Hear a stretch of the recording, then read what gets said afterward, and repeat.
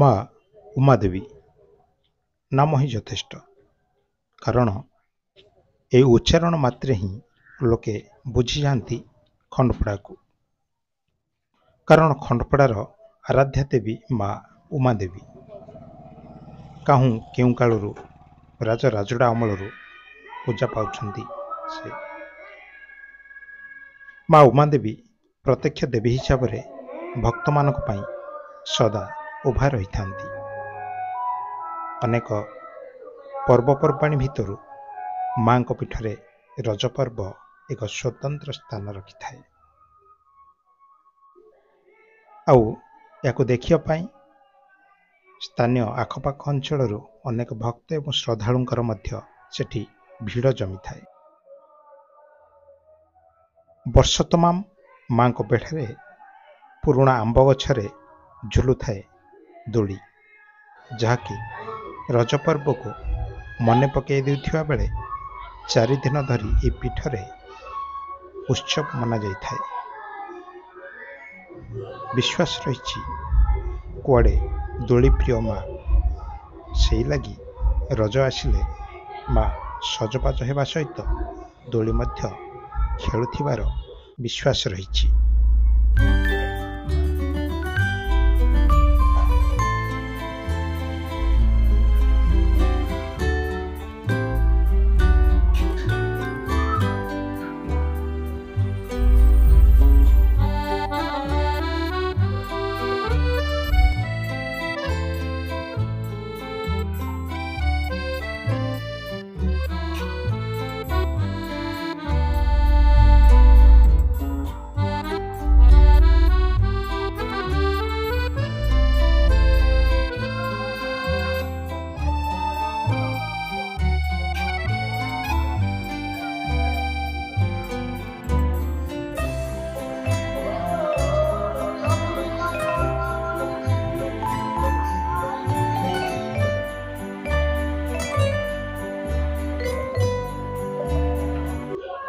ବର୍ଷ ତମାମ ଆସୁଥିବା ବହିରାଗତ ଭକ୍ତ ଏବଂ ଶ୍ରଦ୍ଧାଳୁମାନେ ଏହି ଦୋଳିର ମଜା ନେବାକୁ ମଧ୍ୟ ଭୁଲନ୍ତି ନାହିଁ।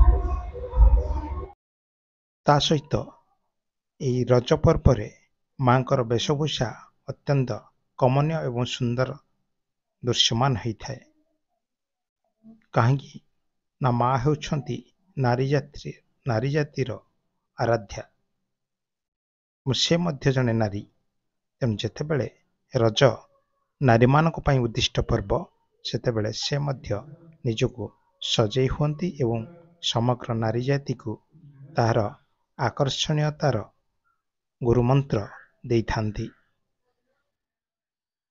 ତେଣୁ ରଜରେ ମାଙ୍କର ପୀଠ ଉତ୍ସବ ମୁଖରିତ ହୋଇଥିବା ବେଳେ ଅନେକ ଶ୍ରଦ୍ଧାଳୁ ଏବଂ ଭକ୍ତମାନେ ମାଙ୍କୁ ଦର୍ଶନ କରିବା ସହିତ ମାଙ୍କ ପୀଠରେ ରଜ ଉତ୍ସବର ମଜା ନେବାକୁ ମଧ୍ୟ ଭୁଲି ନଥାନ୍ତି।